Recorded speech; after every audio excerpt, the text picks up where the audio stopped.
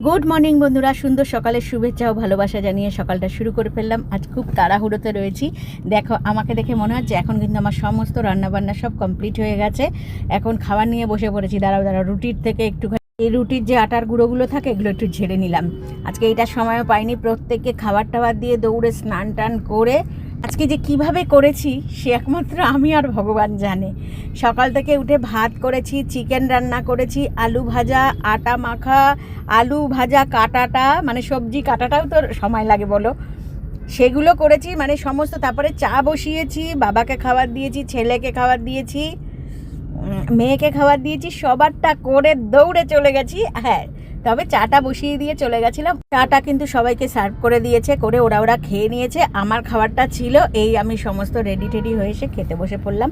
আর বন্ধুরা, সবসময় খাওয়ার আগেই আমি কিন্তু ভগবানের কাছে সেই প্রার্থনাটাই করে বসি যে আমি যেই খাবারটা খেতে পেরেছি এটা ভগবানের কাছে শতকোটি প্রণাম জানাই আমি ভগবানকে।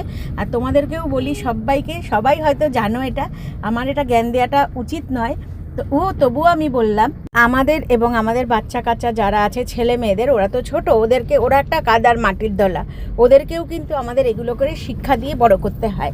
তো সেটাই বললাম, অনেকেই এটা আমরা করে থাকি, আবার অনেকে করি না, হয়তো কোনো কাজের মাধ্যমে। কাউকে আমি কোনো দোষারোপ করছি না এখানে। তবে এটা করলে অত্যন্তই আমাদের প্রত্যেকটা মানুষের, পৃথিবীতে প্রত্যেকটা মানুষেরই এটা করাটা উচিত। আর সবাই করেও, আমি জানি, আমার বন্ধুরা প্রত্যেকে করে, তবুও আমি একটু বললাম যে ভগবানকে অবশ্যই খাওয়ার আগে ধন্যবাদ জানিয়ে আমাদের খাবারটা খেতে হয়।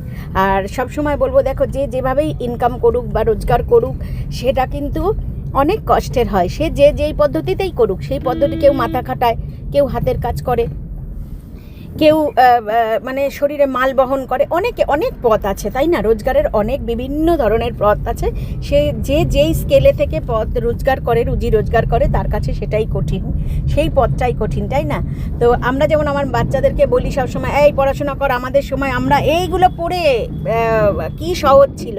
কিন্তু না, যে পড়াশোনাটা করছে তার কাছে সেই পথটা কিন্তু খুব কঠিন হয়, খুব ওইটা সহজ হয় না অত। আমরাও যখন পড়তাম না, আমাদের কাছেও কিন্তু সেই কঠিন পথটাই ছিল।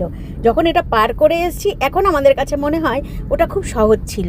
কিন্তু না, যখন যেই পথটা দিয়ে অতিক্রম করে, সেই পথটা কিন্তু তার কাছে খুব কঠিন হয়। তো ভগবানের কাছে আমি জানাই, প্রত্যেকের সমস্ত চলার পথ যেন কঠিন থেকে সহজ হয়ে দাঁড়ায়, আর প্রত্যেকে ভালো থাকে, সুস্থ থাকে।